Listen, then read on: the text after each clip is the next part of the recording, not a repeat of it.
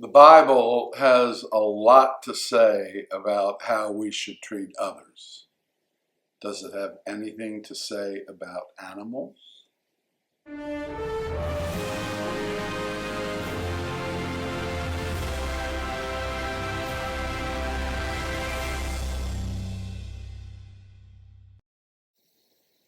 Shalom, my friends. Yes, the Bible does indeed have something to say about the treatment of animals, far more than you might realize. One of the first statements comes in Genesis, and it's not directed to the Israelites, but to all of humanity. Genesis has more narrative than law.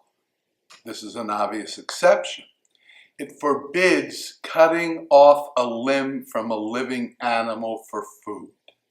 The very idea is horrifying. I don't want to dwell on it, but suffice it to say that refrigeration is a very recent invention, relatively speaking, and the Bible does not prohibit people from doing things that nobody does. That's one example. Let me offer two more and then a grand finale. And if you stay till the end, I will also make a very important bonus point. Did you know that Deuteronomy prohibits muzzling an animal while it's plowing? The reason is that the animal is surrounded by what it eats. It's surrounded by food. If he wants to grab a mouthful of food, let him. How can you have that surrounding him and stop him from eating? It's cruel. Or a similar situation. Again, Deuteronomy.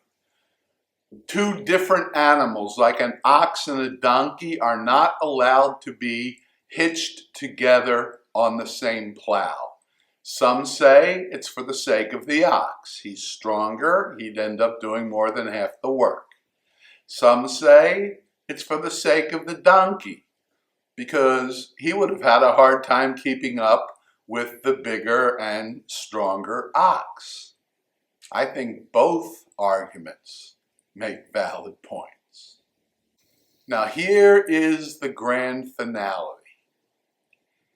The treatment of animals is in the Ten Commandments. If you go down the list in your head, you might miss it, but if you open to Deuteronomy chapter 5, it's in the Deuteronomy version of the Ten Commandments, you will read, 6 days you shall labor and do all your work, but the seventh day is a Sabbath of the Lord your God.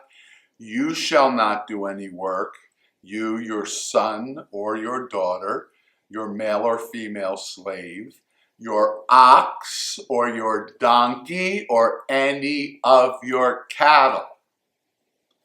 And not only are they supposed to get a day of rest, but the Ten Commandments says the same kind of day of rest as you do.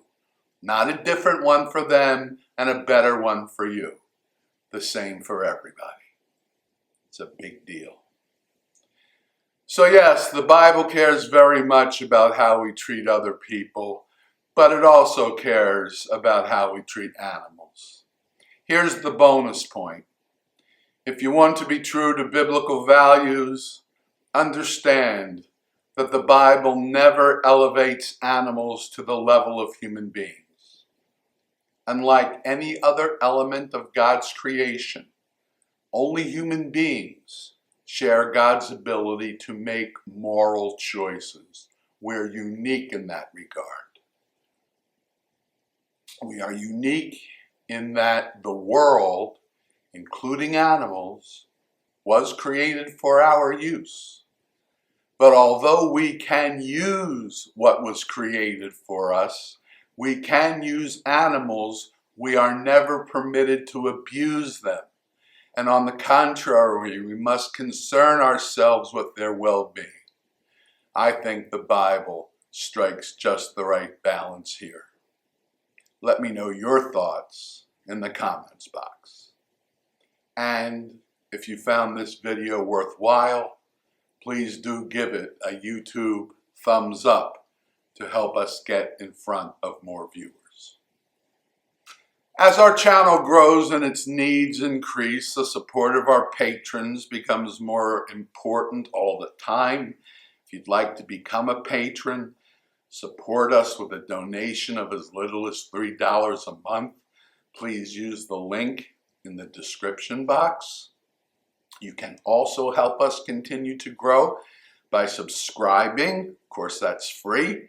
And you can do that by clicking on my face right over here. Don't forget to ring the notification bell so you won't miss any videos. Finally, if you want to take a look at another of our videos, the icon to the most recent release is right over there. Have a look. As ever, until next time, Shabbat Shalom.